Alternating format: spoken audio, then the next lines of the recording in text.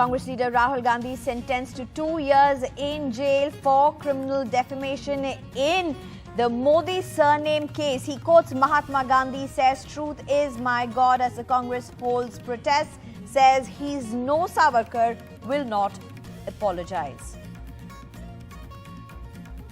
Rahul Gandhi convicted stands disqualification as Member of Parliament. Congress calls for opposition meet on Friday to hold protests across India. NCP Chief Sharad Pawar holds a meeting of opposition leaders to discuss EVMs. Leader says the Election Commission has not responded to the opposition's concerns. They will approach them again. Bengal Chief Minister Mamata Banerjee calls on Odisha Chief Minister Naveen Patnaik amidst buzz over a new front. Naveen Patnaik says they spoke about how India's federal structure should remain permanent and strong.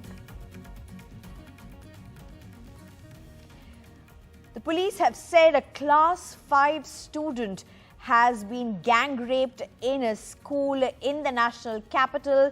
The student was gang raped by a peon and 3 others, according to the police. The peon has been arrested, but 3 others are on the run.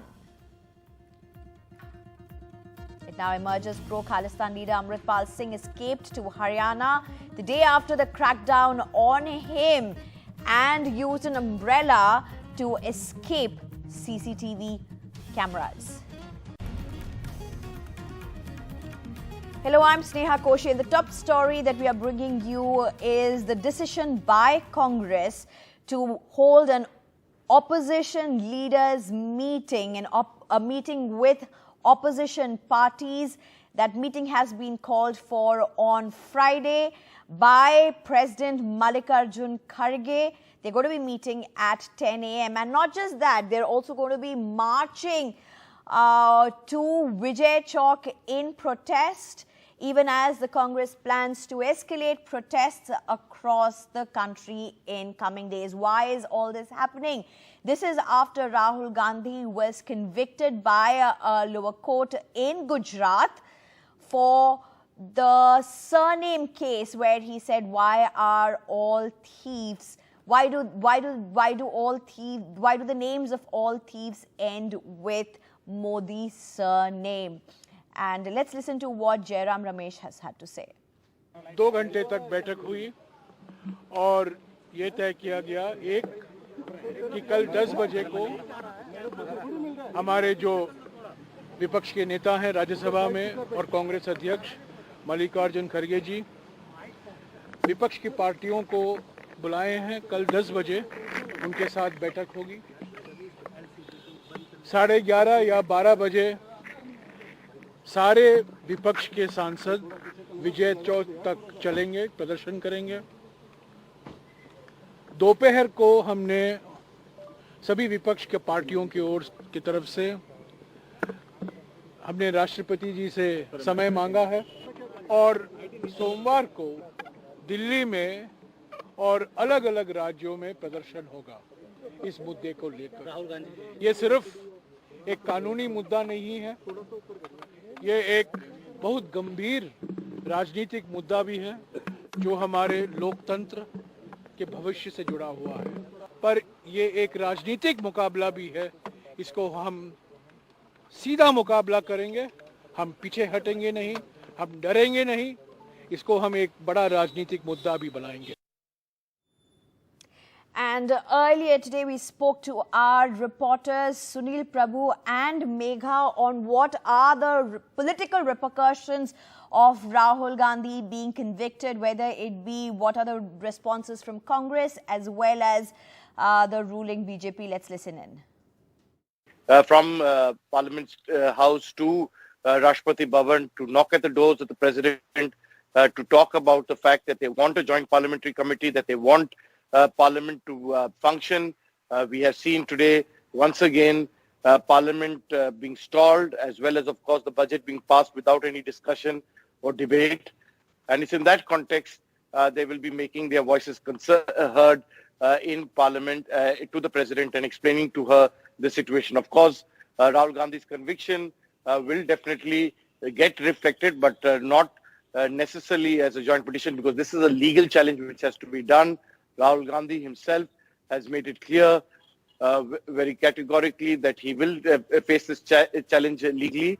And as I've been reporting to you, he's been advised to stay away from the parliament proceedings till he gets a stay in the conviction, which is the lawyers are working now overtime to look at that Gujarat, at that conviction that has taken place, which is written in Gujarati, then put it to the Sessions Court before they finally decide. As we've been reporting from this afternoon, his disqualification is immediate. Much depends on when the Lok Sabha Speaker decides to implement it. And that's a matter of detail which we'll have to wait and watch. Right. There are grey areas, whether it can be the 30 days or immediate effect.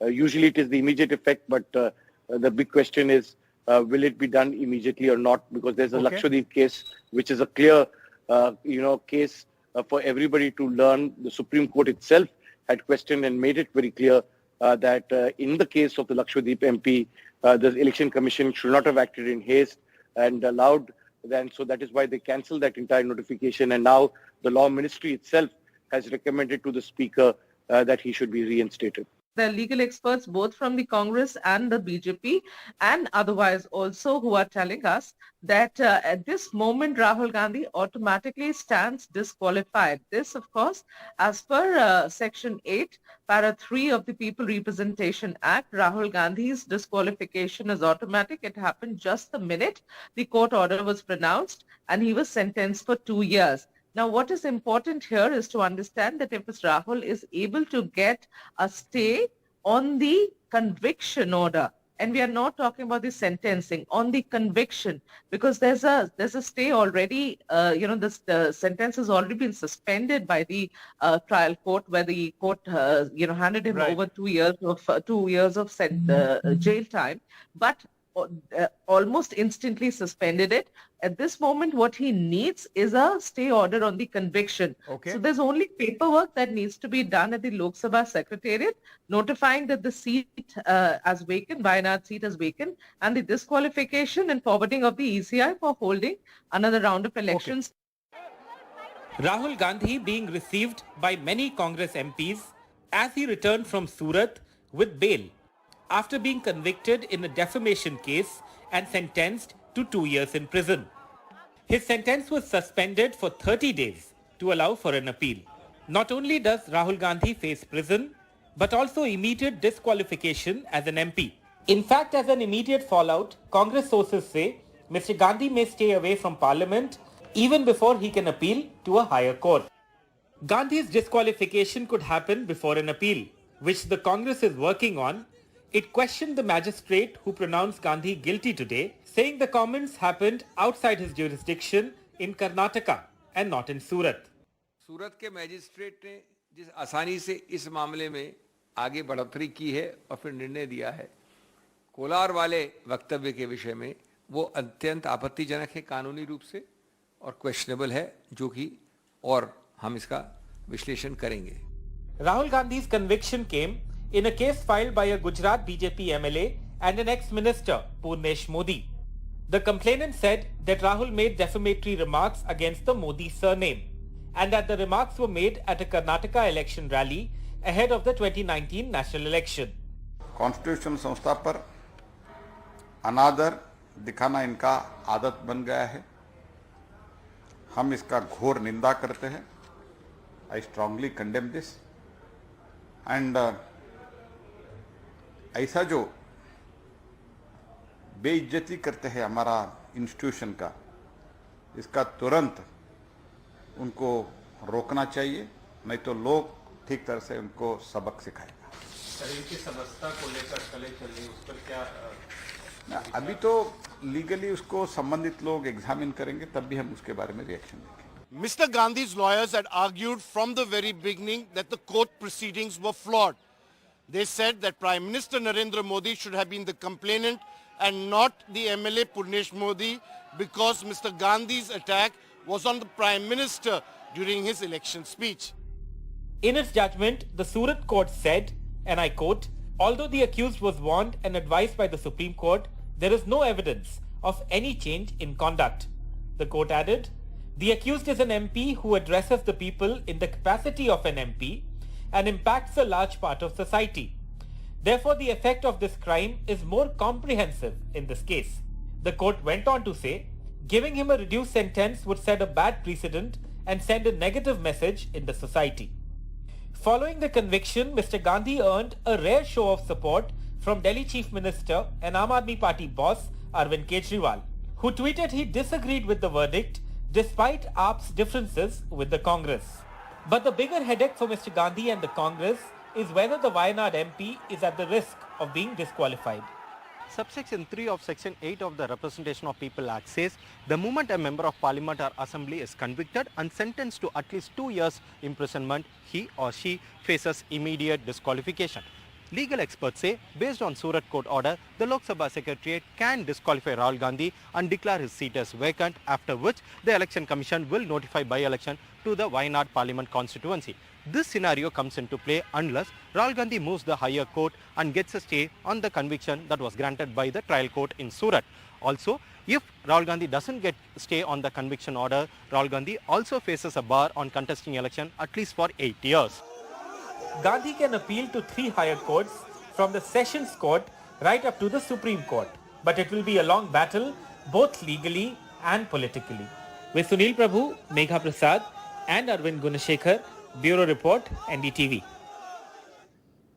And West Bengal Chief Minister Mamata Banerjee met her Odisha counterpart Naveen Patnaik amid speculation that she is leading an initiative to forge an alliance of opposition regional parties, leaving Congress ahead of the 2024. Addressing reporters after the meet, the Odisha CM said, "We resolved to meet the federal structure of the country permanent and strong."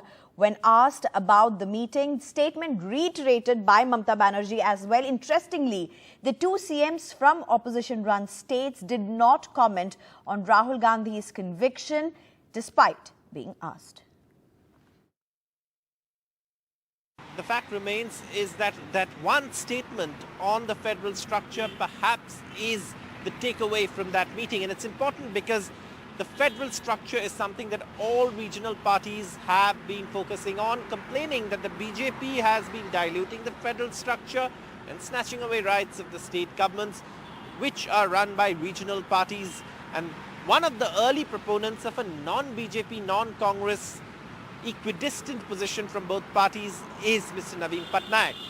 Now, others have joined that club, Akhilesh Yadav of the Samajwadi Party, Mamata Banerjee of the Trinamool Congress. And today when two chief ministers meet, senior leaders, both having held the position of the chief minister for years, it of course wasn't going to escape speculation that there was more to it than just courtesy.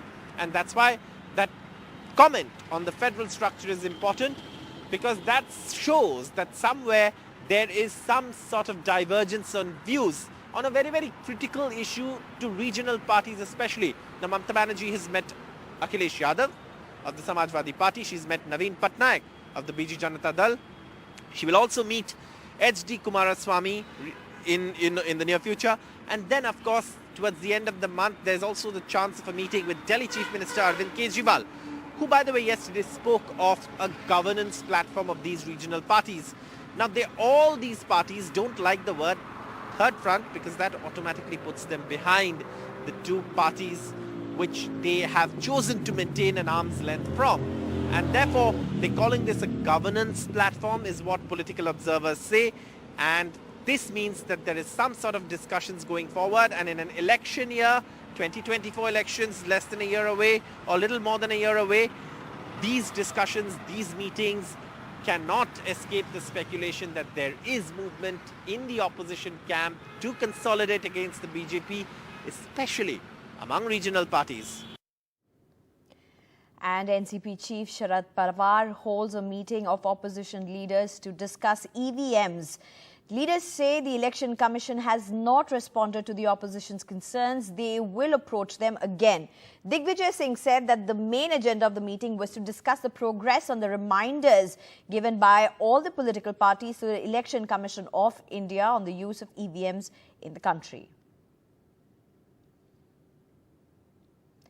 And Delhi Chief Minister Arvind Kejriwal attacked the Prime Minister as he hit out over the arrests in Delhi for posters that were put up against the Prime Minister. He said 100 years ago, even the British did not arrest anyone for putting up posters. Why is the PM so insecure? 138 FIRs registered for putting up posters against the PM in Delhi. And this honour day, that when in a tit-for-tat, BJP's move against Aam Aadmi Party, anti-Kejriwal posters did come up in several parts of Delhi.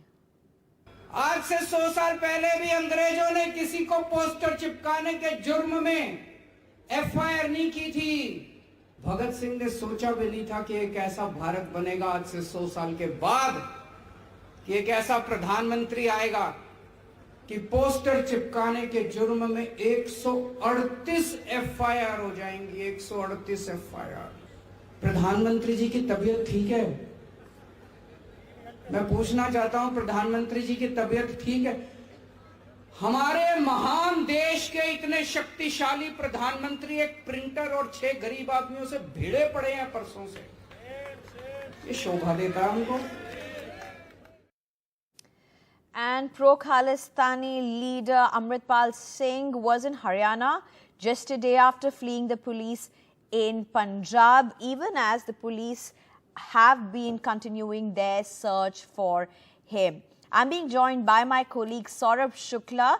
Saurabh, so now even these visuals emerging where he seems to be hiding his face and escaping from CCTV cameras, his face covered and them walking under an umbrella. What are these visuals? Explain to us. These visuals are from bus stop of Kurukshetra. We have visuals from 20th morning where Amritpal is going. He is holding an umbrella to hide from CCTV footage. He is holding a black umbrella. And the second visual, which we are showing right now, is captured by a CCTV around 2 p.m. So he was in Haryana till afternoon, and then he might have taken a bus to Uttarakhand or to UP. Punjab police is still trying to find out. But this is an important visual because in the evening when I was talking to my top source in Punjab police, he said that they know that he was there in Haryana on 20th night as well. So they have the visual of Amritpal and Pappal Priest in Kurukshetra, near Kurukshetra bus stand. They were trying to get a bus because by then, Sneha, the visuals of Amritpal were all over. One thing we have to remember that internet was suspended in Punjab, not in Haryana. So everybody was kind of watching TV. Amritpal's pictures were there on people's phones through social media. So that is why he changed his look. And if you see these visuals closely, Pappal Priest has covered his face and in fact his turban as well. And Amritpal is wearing a loose shirt, loose pants, white sports shoes and holding an umbrella. His beard is folded and the turban is also not visible. So the way he is carrying himself clearly shows the criminal intent, criminal mindset. Because when a criminal commits a crime, he plans how to escape from it. The same goes with Amritpal also. So Punjab police, they are saying that they are closing on him, but Sneha, I was talking to a police, a cop friend in Punjab police, and he said that we are closing. So my reply was that on 18th, you said that you are two meters, 2 minutes away. Then you said 2 hours away. Now you are 2 days away from Amritpal. These visuals are of 20th, and today it is 23rd night. So Amritpal is faster, way faster than Punjab police. Punjab police almost 2 to 3 days behind Amritpal. I don't know how they are going to catch it, but they are still very certain that they will catch him. They have to see. Right, Saurabh, and that perhaps is the irony of this entire great escape. For now, let's quickly take a short break.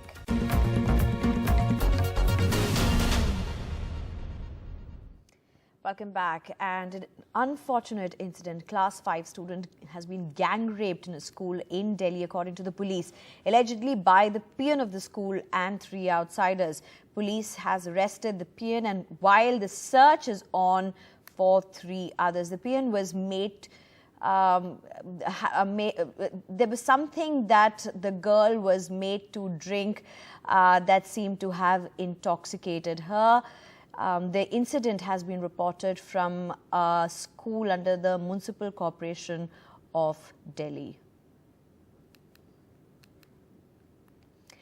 IT services firm Accenture to cut 19,000 jobs. The company also trimmed its annual revenue growth and profit forecasts amid worries that recession-wary enterprises will cut technology budgets. I'm being joined by my colleague Sakshi Bajaj. Please tell us more, Sakshi. That's right. Accenture has announced that it will cut about 19,000 jobs in the next 18 months, the largest in a series of cuts across the consulting sector as companies battle rising costs and an uncertain economic outlook. The IT company also lowered its annual revenue and profit projections amid worries that recession-wary enterprises will cut technology budgets. Now remember, this announcement of layoffs comes in the midst of tech giants cutting jobs in the wake of recession fears and record high inflation for the likes of Meta, Google and Amazon. Now in a statement to NDTV, Accenture has said the people impact is estimated to be 2.5% of our current global workforce. This may differ by market and by country as a consequence of our different footprint and growth, and should not be taken as a figure applicable to all geographies. Now, Accenture has also said in their filing to the Securities and Exchange Commission in the US that these actions have been initiated to streamline operations and transform our non-billable corporate functions to reduce costs. And in a quote, they also said that they expect over half of these departures will consist of people in their non-billable corporate functions. Now, non-billable corporate functions are essentially defined by any work performed by employees that cannot be billed to the client. Right. Right, Sakshi. Thank you for those details. And that's all we have in this bulletin. Thank you for watching.